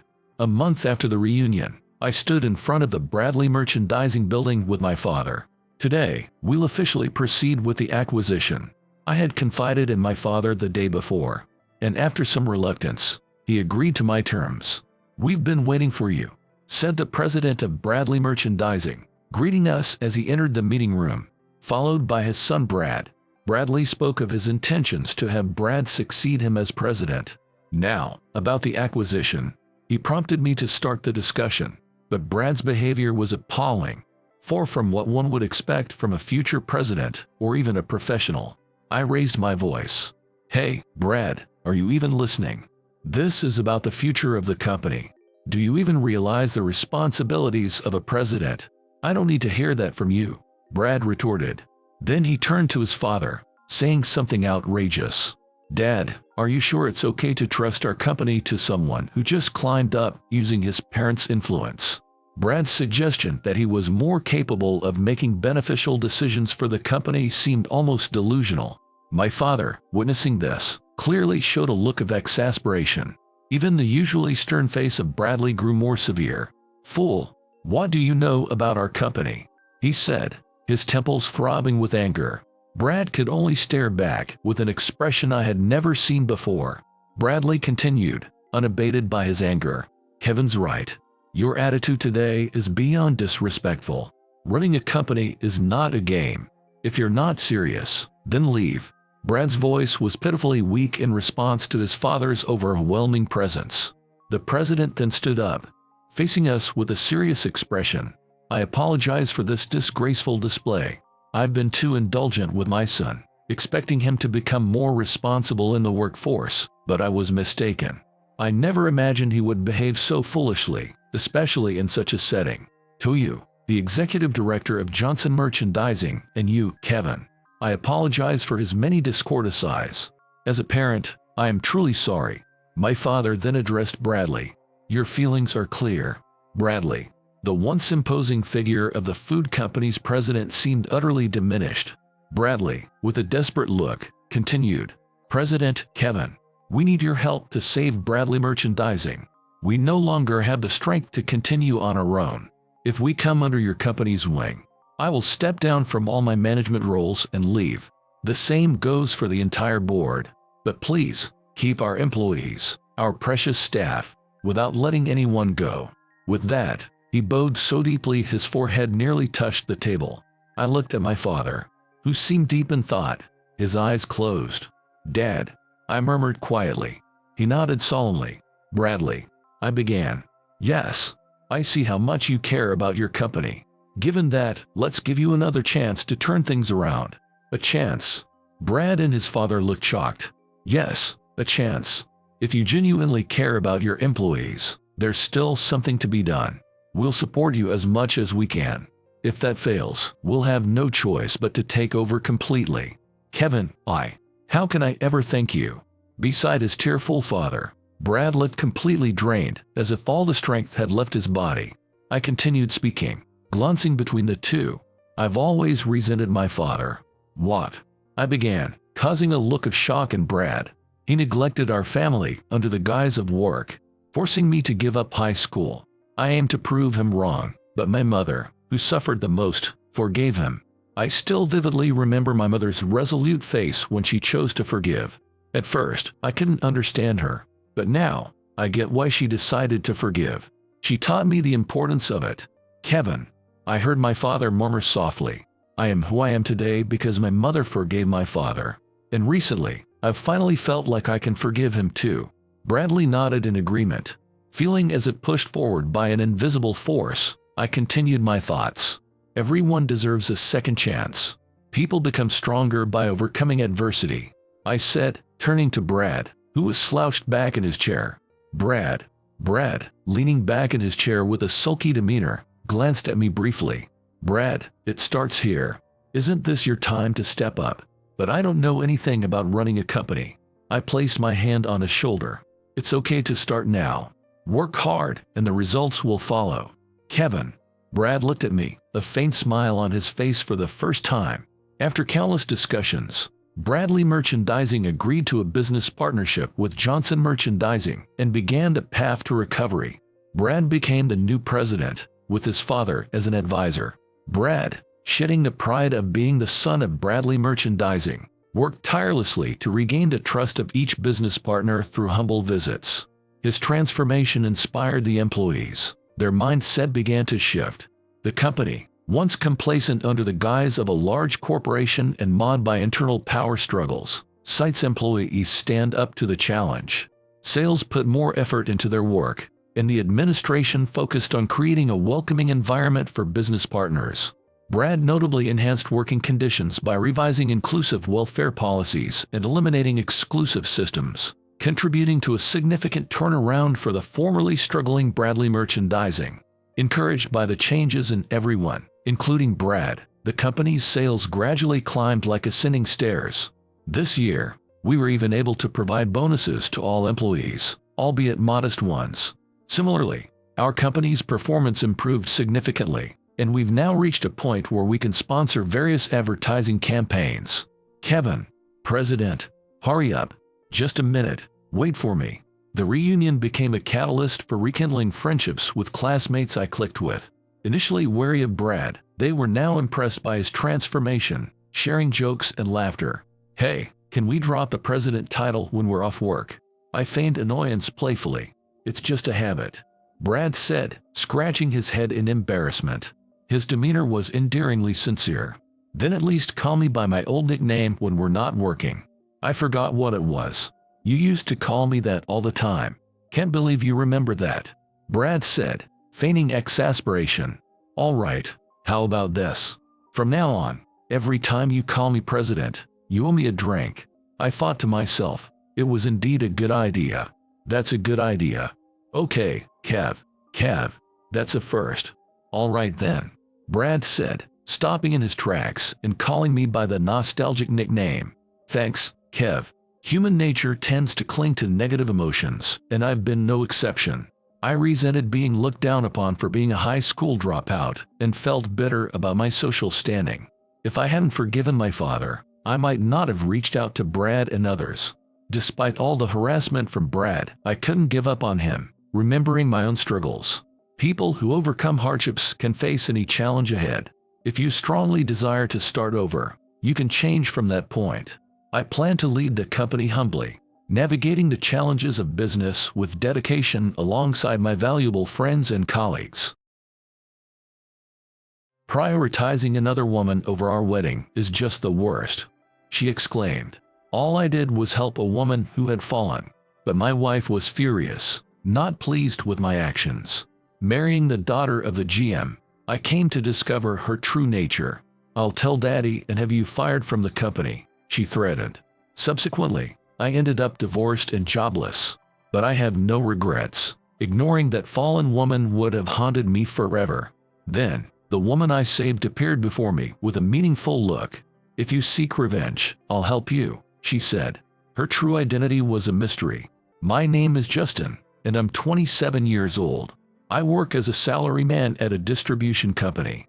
Actually, right now, I'm experiencing the greatest happiness of my life. I'm marrying Emily, my longtime girlfriend, and we are in the midst of our wedding ceremony. Do you, Justin, take Emily to be your wife and promise to love her?" "Yes, I do." "And do you, Emily, take Justin as your husband and promise to love him?" "Of course, I do." Thus, we shared our vow with a kiss. There erupted a grand chorus of congratulations around us. Truly, I am a fortunate man. I felt so lucky to have married such a beautiful wife. But that thought didn't last long. The ceremony continued, and we stepped out once to change our attire. I had thought a wardrobe change was unnecessary, or maybe just once would be enough. However, at Emily's request, we ended up changing outfits 3 times. In addition, everything from the venue, meals, cake, to the message board, all cost money, and we ended up spending more than double our budget. Thanks to the extravagant arrangements, the attendees seemed to be having a great time, and the atmosphere was lively. But honestly, the expenses pained me. After changing, I waited for Emily for a while, but she didn't show up. With limited time for the ceremony, I became worried and went to look for her. That's when I heard Emily's angry shouts coming from outside the room. "What do you mean by this? I'm terribly sorry. What happened?" "Listen, the dress for the wardrobe change hasn't arrived." "What do you mean it hasn't arrived?" "Actually, the bride had specifically requested this dress, but we were informed a week ago that it would be difficult to deliver it by the wedding day. We tried calling the bride several times but couldn't reach her. We intended to inform her by email. How am I supposed to know that? I really wanted to wear that dress. What are you going to do about it?" "We have prepared an alternative dress. Could you consider wearing that?" "That's a joke, right? I absolutely refuse to wear such a plain dress." "Emily, please, let's just wear this dress for now. We have to consider the timing of the ceremony. Compromise on my once-in-a-lifetime wedding." "No way, bring me a more glamorous dress." "Unfortunately, all the dresses are already booked, and this is the only one available." "What? I can't believe this. This dress is really cute too, Emily. You look good in anything, so just try it on." "Fine, if you give me a hotel stay voucher from here, I'll wear it." "That's a bit much. You can't even do that, despite it being your fault. Look, I'll treat you to a hotel stay another time. Can you wear this dress for now?" "Really? All right, then I'll bear with it." And with that, Emily finally began to change. I apologized to the distressed employee on her behalf. Getting bossed around by Emily like this had happened numerous times. Being the daughter of an elite GM in the same workplace, she was quite pampered and spoiled. The number of times I've been swayed by Emily on dates is countless. Initially, when we started dating, she was kind and only occasionally showed her whimsical side, so I didn't mind it. Her capriciousness worsened after I proposed to her. Perhaps feeling secure about our marriage, Emily started showing her true colors. Her recent behavior had become excessively unreasonable, and this was my only concern. After that, nothing significant happened, and the wedding ceremony concluded smoothly. "Whew, I'm exhausted. Hey, let's head home quickly." "Just wait a minute. I want to at least say goodbye to everyone." "What? You can just send them a message later, right? But they came all this way. It's only polite to say thanks." "What a hassle, and it's not my thing. Come on, let's just go home." "All right." Yielding to Emily's stubbornness, I reluctantly agreed to leave without saying goodbye. We got into the same car and headed towards our home. In the car, we talked happily about today's ceremony. Weddings are so fun and moving. Today was really something. Well, yeah, we spent a lot of money, so it should at least be entertaining. Today really created some wonderful memories. If only the wardrobe change had gone smoothly, it would have been perfect. That couldn't be helped, and they said they tried to contact you, right? If the message doesn't get through, it's pointless. It's not my fault. Yeah, maybe you're right.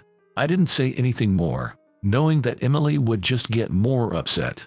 As we drove along chatting, I spotted someone squatting down outside.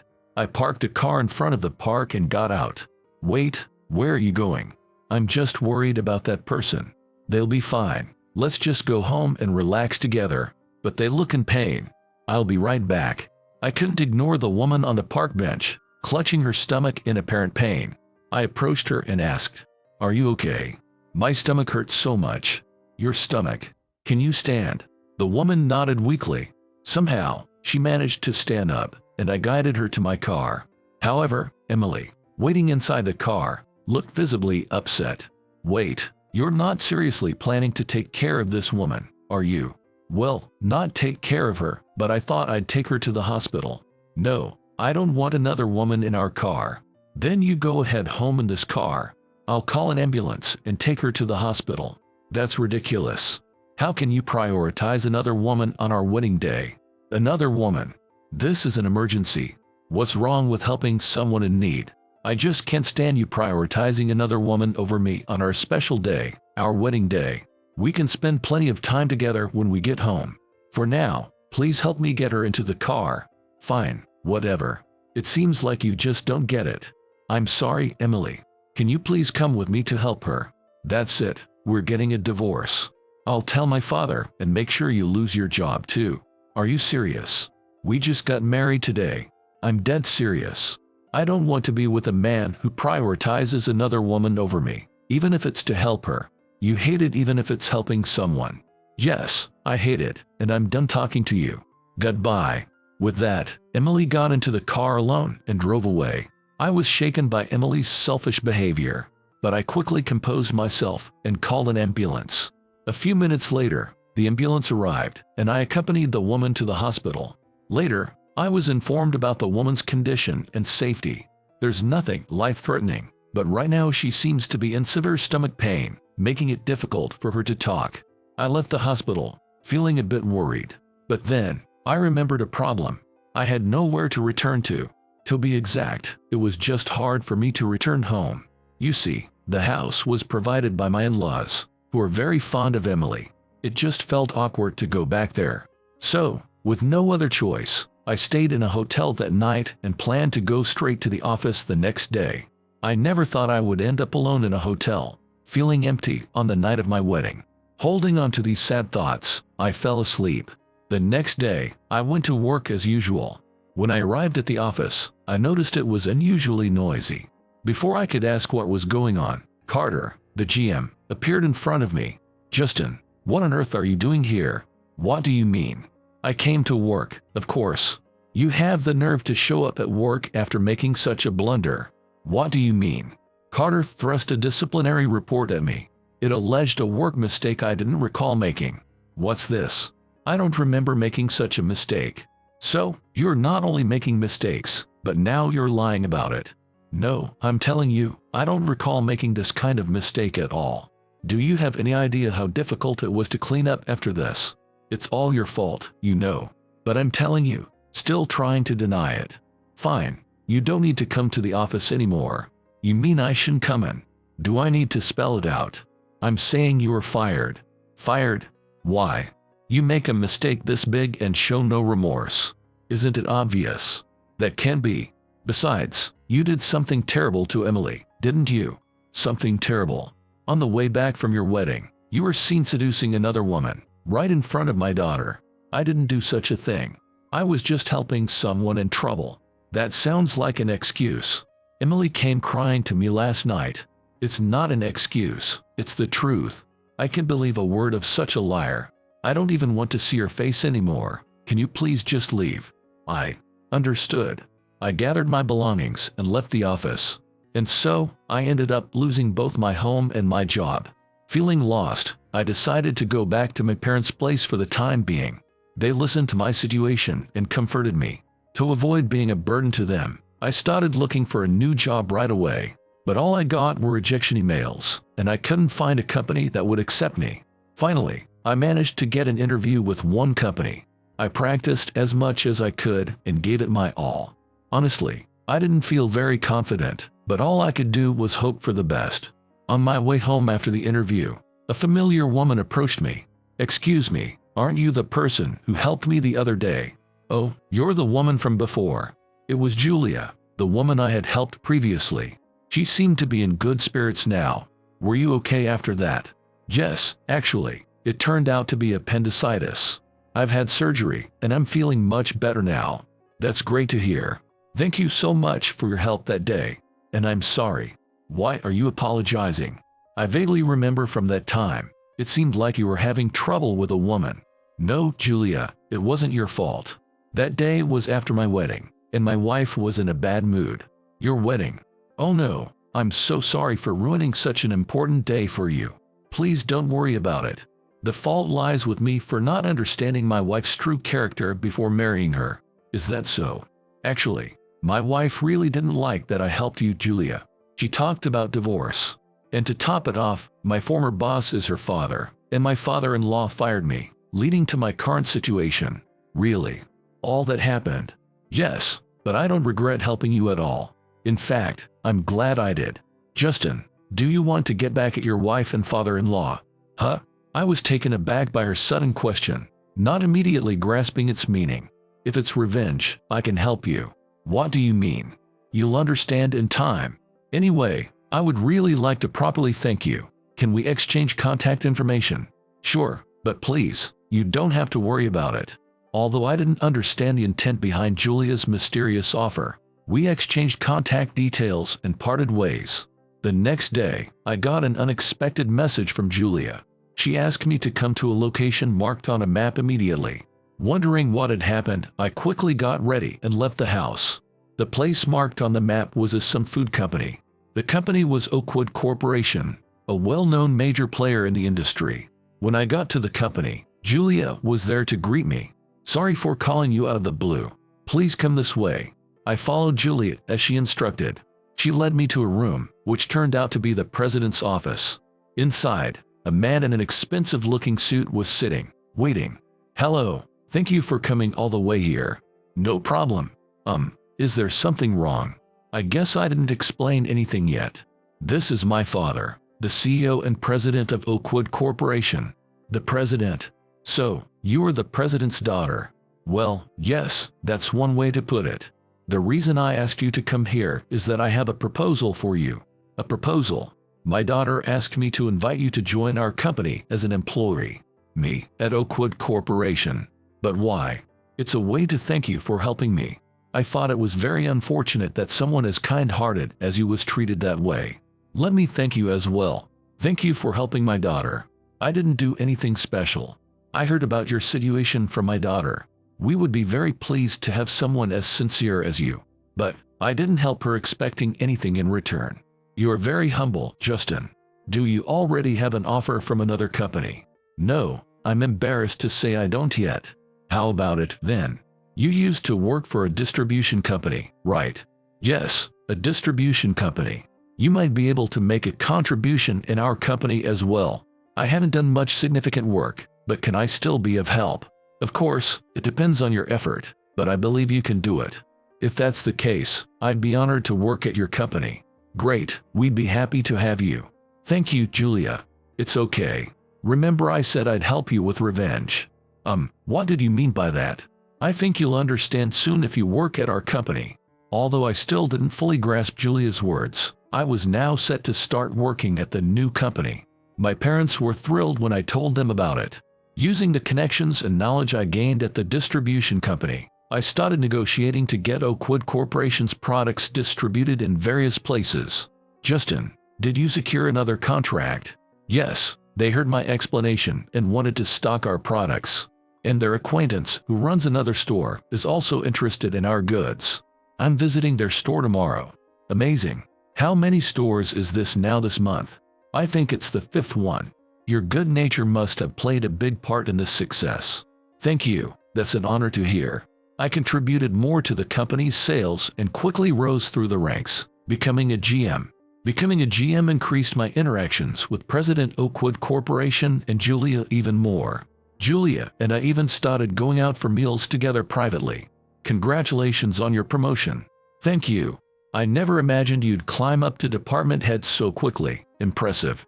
I haven't done anything special, but my ability to contribute like this is thanks to you. I just scouted you. The results are all due to your effort. Thank you. So, there's something about work I wanted to discuss.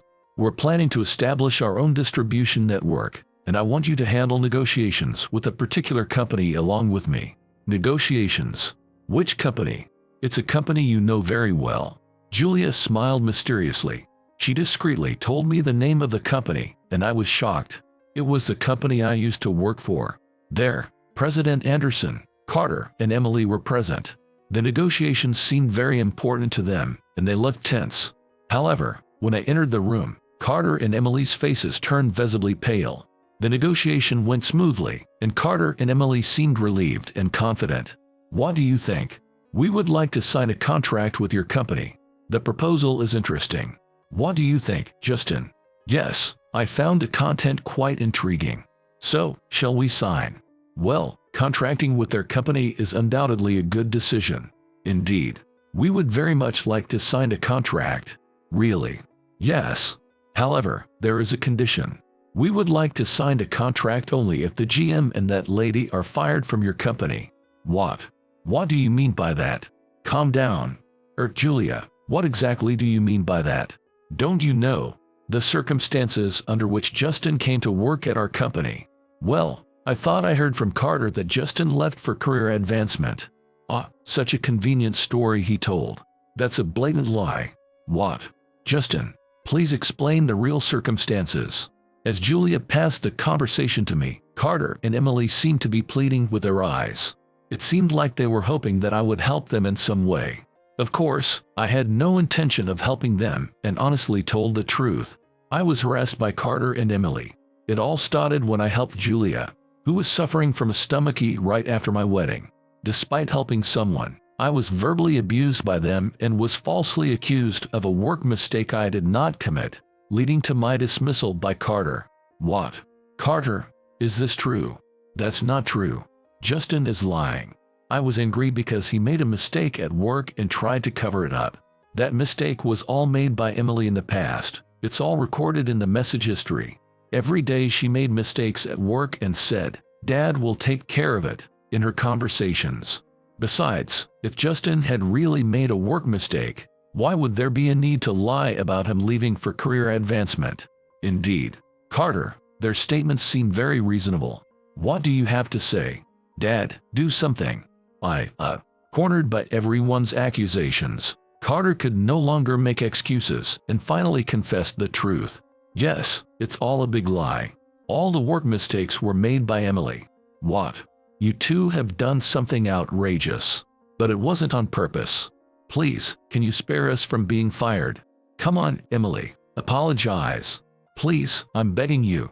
Even if Julia hadn't done that, we can't keep such problematic employees. You two are fired as of today. But how could this? Dad, what are we going to do now? With all due respect, you're old enough to stop relying on your father. You'll regret this. With that, we successfully concluded the negotiation. In the end, Carter and Emily were fired, and we finalized the contract. Having always felt wronged, this turn of events was quite satisfying. Later, Carter and Emily became notorious in the food industry as troublemakers and struggled to find new employment. As a result, both Carter and Emily ended up lost, without any clear direction for their future. Meanwhile, Oakwood Corporation's performance continued to improve. Lately, the company's sales have been very good. It's all thanks to you, Justin. Not at all. It's thanks to you, Julia. And thank you for what you did during the negotiation. That time. Oh, you mean during the negotiation? I didn't really do anything. I never imagined revenge could take such a form. I told you if it's revenge, I'll help. Did you foresee this happening?